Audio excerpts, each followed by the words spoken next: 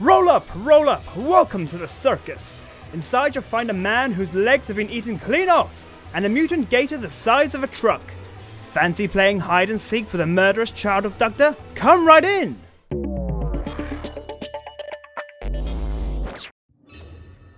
It's not hard to make Resident Evil 2 sound absolutely ridiculous.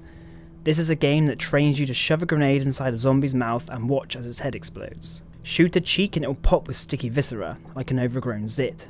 It's in your best interest to preserve ammo, but like a kid at a water park, it's hard to resist splashing around in all the gunk. Capcom has turned maiming zombies into an art form. All those squishy heads are made all the better by the return of over-the-shoulder shooting. This remake manages to capture the sense of panic that came from tank controls in the original, but without all the awkwardness. The limited view lends itself to jump scares, but also lets you aim properly. It means the game can step up the difficulty, giving monsters weak points. Remember Resident Evil 4's Iron Maidens? There are monsters here that'll have you running for the hills too. Most of the flashbacks are to the original Resident Evil 2, of course. All the big and important scenes make the cut, but are tweaked to subvert expectations. Think you know where the first licker turns up? Guess again. It's a remix that'll catch out veterans, giving them the same feeling as when they first experienced the game. Even better, it can catch you out twice. Once you finish the game, you'll unlock a second run, which sticks scares in places you thought were safe. It's masterful exploitation of player psychology, and the gotcha moments almost make it worth having endured the worst of the series over the past 21 years. Almost. But Capcom also knows when to leave something untouched. The Unkillable Mr.X is practically unchanged, except for the fact you can now hear him stomping around when he's in the next room. Enjoy crapping yourself while he pursues you through Raccoon City Police Station, still home to some of the finest survival horror design in history. Other characters and story beats that were sideshows in 1998 have been reworked to bolster the remake's strongest theme, the horror of failing people. It's at its best in Claire's campaign. She helps the frightened Sherry battle against the gruesome lust of Police Chief Brian Irons.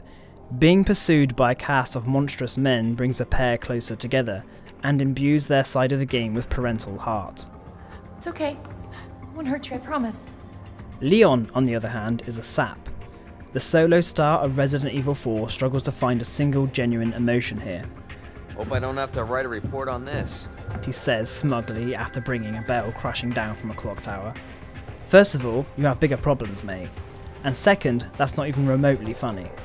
It feels like Capcom has tried to make Leon's campaign more lighthearted to counter the heaviness of Claire's. But it's the wrong call. It's that curtain parting haircut that leaves the strongest impression here.